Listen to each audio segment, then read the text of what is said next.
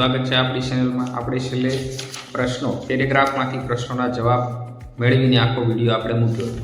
હવે ત્યાર પછી આપણે પ્રશ્ન 2B છે, તો એમાં શું આપ્યા છે? તમને ટ્રુ ફોલ્સ આપ્યા છે, એના બધાના આન્સર આપેલા છે। ત્યાર પછી યુનિટ 4માં પણ ટ્રુ ફોલ્સ આપેલા છે। ત્યાર પછી fill in the blank selecting correct option from bracket. તો આમાં તમારે બ્રેકેટમાંથી શું કરવાના છે? પ્રશ્નો યુનિટ 2ના આપેલા છે, બ્રેકેટમાંથી પસંદ કરીને લખવાના છે, એના પર તમને જવાબ આપેલા છે। ત્યાર પછી પ્રશ્ન 3B, where do you hear the following sentence the place given in the bracket. તો ભાઈ બ્રેકેટમાં તમને શું આપ્યા છે? આન્સર આપ્યા છે, એની પરથી તમારે આમાંથી આન્સર ગોતવાનું છે। પહેલું છે where is the story book section. તો સ્ટોરી બુક્સ, તો બુક્સ બધી ક્યાં હોય છે? લાઇબ્રેરીમાં હોય છે, તો આન્સર શું થશે? લાઇબ્રેરીમાં થશે। ત્યાર પછી પ્રશ્ન છે please call me the doctor શું? તો હવે ડોક્ટર કઈ જગ્યાએ હોય છે? હોસ્પિટલમાં હોય। તો આ રીતે તમને બધા પ્રશ્નો આપ્યા છે, નીચે તમને જવાબ આપેલા છે। ત્યાર પછી પ્રશ્ન 3C, fill in the blanks using the word from the bracket. હવે અહીંયા તમને શું આપ્યું છે? ચિત્રો ઉપરથી તમારે આન્સર લખવાના છે, તમને પાછળ આન્સર પણ આપેલા છે। Sajana is standing dash her mother. શું છે ભાઈ? સજના ઇઝ સ્ટેન્ડિંગ, તો સજના છે એ કોની પાસે? એના મમ્મીની બાજુમાં, તો શું આવશે answer? Next to her mother. તો Sanjana is standing next to her mother. આ રીતે ધ બસ ઇઝ ખાલી જગ્યા ધ કાર, તો એની સામે છે, તો સામે છે તો શું એના માટે શું વપરાશે? ઇન ફ્રન્ટ ઓફ, તો અહીં ઇન ફ્રન્ટ ઓફ પણ તમને આપેલું છે। તો આ બધાના તમને પાછળ સોલ્યુશન આપેલા છે। ત્યાર પછી પ્રશ્ન number 3D, fill in the blanks correct form from given the bracket. તો લતા ખાલી જગ્યા હોમ લાસ્ટ વીક, અને બ્રેકેટમાં તમને અહીંયા ગો આપેલું છે, તો ગોનું શું થશે? વેન્ટ થશે। ગો વેન્ટ ગોન, તો Lata went to home last week, તેમાં શું આવશે? વેન્ટ આવશે। તો આ રીતે તમને બધા આન્સર પણ અહીંયા આપેલા છે। ત્યાર પછી પ્રશ્ન નંબર 4A છે, from question and write the answer with yes and no to sentence. તો પહેલું એક્ઝામ્પલ આપ્યું છે રામુ વોટર્સ ધ પ્લાન્ટ। તો રામુ છે એ પ્લાન્ટને પાણી પાઈ રહ્યો છે, તો આન્સર શું થશે? એમાં વોટર છે, એસ લાગ્યો છે, તો હવે શું થઈ જશે? Does Ramu water the plants. પછી એનું પોઝિટિવ બનાવવાનું, yes he does, negative no he doesn't not. તો આ રીતે તમને 10 આપેલા છે પ્રશ્નો, એ 10ના જવાબનું આપણે સોલ્યુશન કરાવીએ। સેન્ટેન્સ છે અર્જુન વેન્ટ ટુ સુરત। તો વેન્ટ શું છે? ભૂતકાળનું, તો એમાં શું આવશે? Did, yes he did. નકાર તો શું થશે? નો હી ડીડન્ટ, ડીડન્ટ એટલે ડીડ નોટ। ત્યાર પછી બીજું સેન્ટેન્સ છે did Mohan made tea for us. તો આમાં મેડ છે શું છે? ભૂતકાળનું, તો શું આવશે? ડીડ આવશે, યસ હી ડીડ। મોહન છોકરો છે, તો એના માટે હી આવશે। પછી નકારમાં નો હી ડીડ નોટ। ત્યાર પછી ત્રીજું ગીતા હેલ્પ હર ફ્રેન્ડ્સ, તો શું આવશે? Yes she does. હવે જો અહીંયા એસ લાગ્યું છે, તો સાદા વર્તમાન કાળનું રૂપ હોય તો એને એસ લાગે, તો શું વપરાય? ડઝ। એક વ્યક્તિ હોય તો ડઝ આવે, બે વ્યક્તિ હોય તો ડુ આવે, તો યસ શી ડઝ। નકાર હોય તો નો શી ડઝન્ટ અથવા ડઝ નોટ બોલો તો પણ ચાલે। ત્યાર પછી ચોથું વાક્ય તારક વિઝિટ હેઝ અંકલ, તો શું આવશે? હવે વિઝિટ એસ લાગ્યો છે, સાદા વર્તમાન કાળનું રૂપ, તો શું થશે? Yes he does. નકાર હોય તો નો હી ડઝ નોટ અથવા ડઝન્ટ। પાંચમું હોય will Akash tail a story, તો શું થશે? વિલ એટલે શું થયું? સાદો ભવિષ્યકાળ, તો યસ આકાશ છે છોકરો, તો હી આવશે, yes he will, no he will not. ત્યાર પછી છઠ્ઠો પ્રશ્ન Ali will buy a books, તો શું થશે? Yes he will, no he will not. He કેમ આવ્યું? અલી છોકરો છે એટલે। ત્યાર પછી સાતમો પ્રશ્ન વી લર્ન સંસ્કૃત, તો આ સાદા વર્તમાન કાળનું છે, વી એટલે શું થશે? અમે, તો એમાં 2 કરતાં વધારે વ્યક્તિ આવે, તો એ શું થશે? બહુવચન થશે, પ્લુરલ થશે, તો શું થશે? Yes we do. 1 કરતાં વધારે વ્યક્તિ હોય તો શું આવે? ડુ આવે। ત્યાર પછી નો વી ડુ નોટ, 7 વાક્ય પૂરા। ત્યાર પછી 8મું વાક્ય મીના ટીયર ધ પેપર।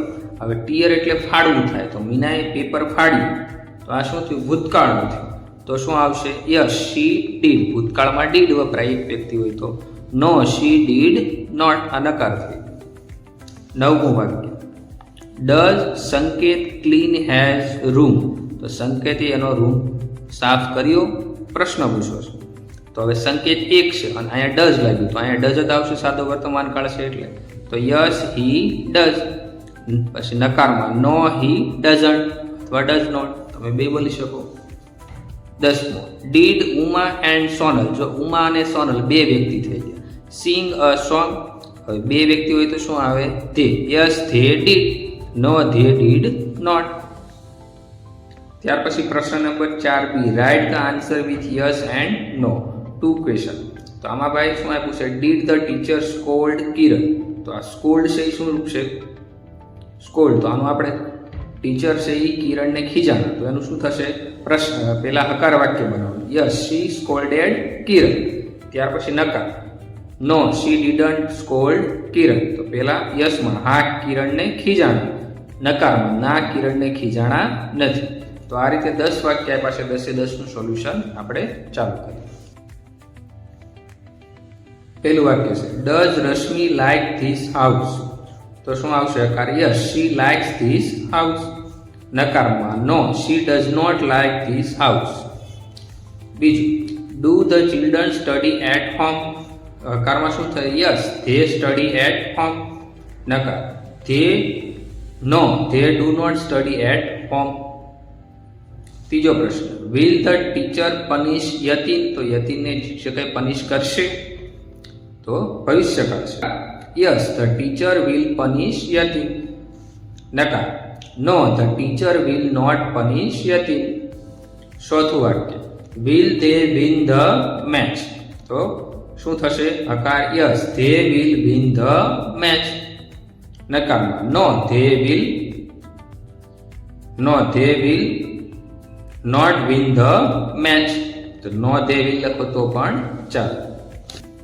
પાંચમું will Jatin colour the pictures. તો શું આવશે? Yes Jatin will colour the picture. પછી નકારમાં no Jatin will not colour the pictures. છઠ્ઠું did Ketul right a letter. તો શું ભાઈ કેતુલે પત્ર લખ્યો? તો yes he rote a letter. ભૂતકાળનું રૂપ છે એટલે રોટ થઈ ગયું. No he did not write a letter. તો મિત્રો આ ભૂતકાળનું જ રૂપ છે, પણ અહીંયા ડીડ આપ્યું એટલે શું થઈ જશે? ક્રિયાપદ વર્તમાનનું, એટલે કે V1 વપરાશે, મૂળ ક્રિયાપદ. સાતમું did Mehul sing a song.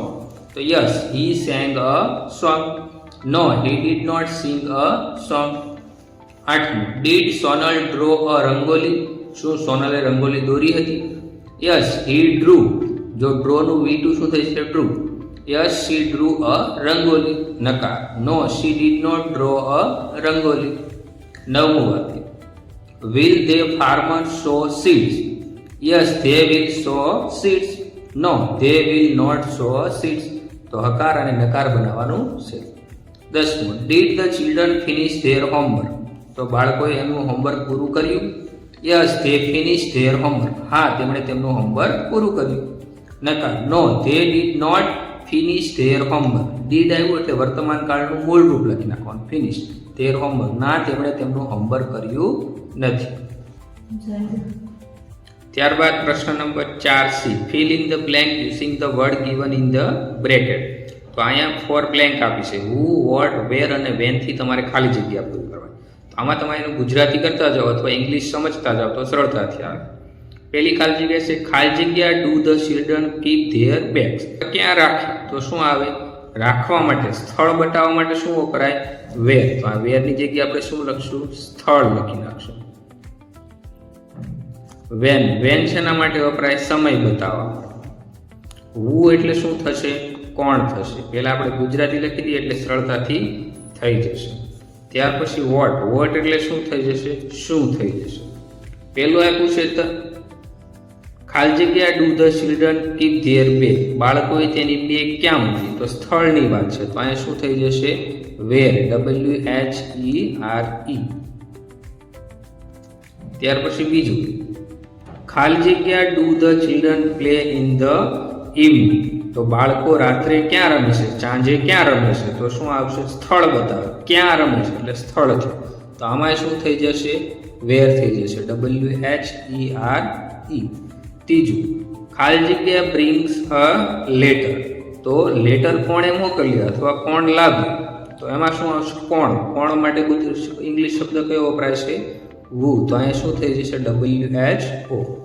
ચોથી ખાલી જગ્યા does Mihir buy from the shop, તો મિહિર છે એ શોપમાંથી શું ખરીદ્યો અથવા શું લાવ્યો, બાય એટલે ખરીદ્યું. મિહિર શોપમાંથી શું ખરીદીને લાવ્યો, શું માટે શું વપરાય હોટ, તો શું આવશે અહીંયા હોટ આવશે.